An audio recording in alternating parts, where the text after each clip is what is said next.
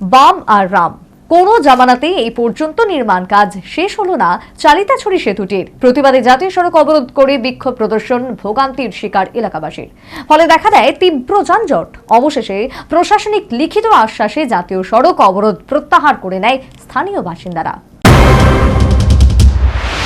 দীর্ঘ ১.৫ শতকেরও বেশি সময় ধরে অর্ধ সমাপ্ত সাব্রুম মহকুমা হরিণা চালিতাছড়ি ব্রিজটি কাকতি মিনতিতে কাজ না হওয়ায় অবশেষে শুক্রবার ব্রিজটির নির্মাণ কাজ সম্পন্ন করার দাবিতে ভোর থেকে ভোগান্তির শিকার জনতা হরিণা এলাকার জাতীয় সড়ক অবরোধ করে।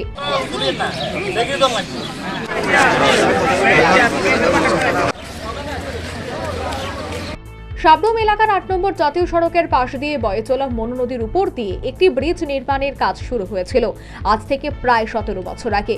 কিন্তু বাম শাসনের অবসানের পর রাম শাসনে ৬ বছর অতিক্রান্ত হয়ে গেলেও ব্রিজের নির্মাণ কাজ এখনো শেষ হয়নি। এই ব্রিজটি চালিতাছড়ি এলাকার কয়েক হাজার মানুষের চলাচলের একমাত্র পথ। নির্মীয়মান ব্রিজটির পাশ দিয়ে একটি ফুটব্রিজ ছিল, কিন্তু সেটিও গত বর্ষায় বন্যার জলে ভেসে যায়, যার ফলে জীবন ঝুঁকি নিয়ে এলাকার জনগণ থেকে শুরু করে কোমলমতির ছাত্রছাত্রীরা অর্ধ সমাপ্ত ব্রিজটি দিয়ে স্কুলে যেতে হচ্ছে। এ বিষয়ে এলাকার জনগণ দফায় দফায় জনপ্রতিনিধি থেকে শুরু করে প্রশাসনিক আধিকারিকদের কাছে আবেদন নিবেদন করেও কোনো ফল না পাওয়ায় অবশেষে শুক্রবার সকাল থেকে সাব্রুম আগরতলা ৮ নম্বর জাতীয় সড়ক অবরোধ করে অবাল বৃদ্ধ বনিতারা। খবর পেয়ে ছুটে আসে পুলিশ, কিন্তু পুলিশ বাবুদের কথায় রাস্তা অবরোধ তুলতে অস্বীকার করে গ্রামবাসীরা। এখনো অব্দি পেন্ডিং এ চলতেছে, তো ব্রিজের কাজ সম্পূর্ণ হয়েছে না। আমরা খুব কষ্ট হইতেছে।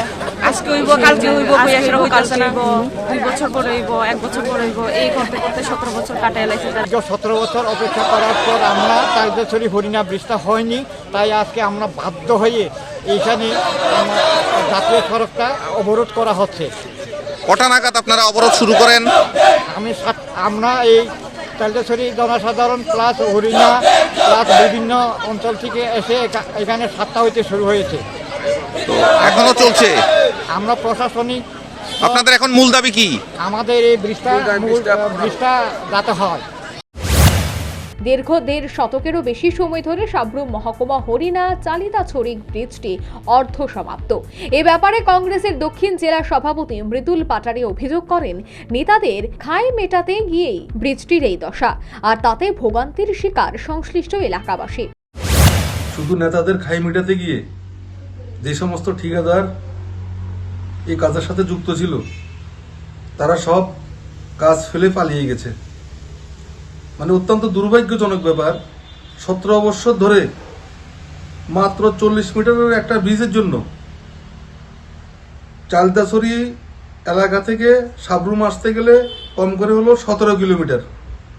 মনুঘাট হয়ে যদি আসতে হয়, যদি মনুবাজার হয়ে যদি সাব্রুম কোনো রুগীকে নিতে যদি হয়, প্রায় তাও 17 কিলোমিটারের মতো। অনেক জায়গায় দেখা গেছে চালিতাছড়ি এলাকার গর্ভবতী আমার মায়েরা বোনেরা আজকে রাস্তায় সন্তান প্রসব করেছে, কিন্তু যে অথর্ব এই সরকারের কোনো হেলদুল নেই। মানুষ অমানবিক জীবনযাপন করছে শুধু এই একটা রাস্তার জন্য। বিভিন্ন ডায়ালিসিস রোগীরা বিভিন্ন সময়ে অনেক রাস্তা ঘুরে ওদেরকে হাসপাতালে। অবশেষে বেলা 10টা পর্যন্ত অবরোধ চলার পর প্রশাসনের হস্তক্ষেপে অবরোধস্থলে আসে এনবিসিসির ডেপুটি জেনারেল ম্যানেজার এবং আগামী ফেব্রুয়ারি মাসের মধ্যে ব্রিজটির নির্মাণ কাজ শেষ করা হবে বলে লিখিত প্রতিশ্রুতি দেয়, আর তাতেই জাতীয় সড়ক অবরোধ প্রত্যাহার করে এলাকার আমজনতা। Bureau report, News Vanguard. Sija Institute of Kidney Sciences কিডনির জটিল রোগের চিকিৎসার জন্য এক উৎকৃষ্ট প্রতিষ্ঠান, যেখানে উত্তর পূর্ব ভারতের প্রথম এবিও অসামঞ্জস্য কিডনি প্রতিস্থাপন এবং মৃত ব্যক্তির কিডনি প্রতিস্থাপন করা হয়। এখানে 115টিরও বেশি কিডনি প্রতিস্থাপন এবং উত্তর পূর্ব ভারতের সবচেয়ে বেশি হিমোডায়ালিসিস করা হয়েছে, এবং এই সংখ্যা দিন দিন বাড়ছে। Sija Institute of Kidney Sciences Tripura সরকার সহ অরুণাচল প্রদেশ, মেঘালয়, মিজোরাম, মণিপুর এবং নাগাল্যান্ড সরকার দ্বারা স্বীকৃতি প্রাপ্ত।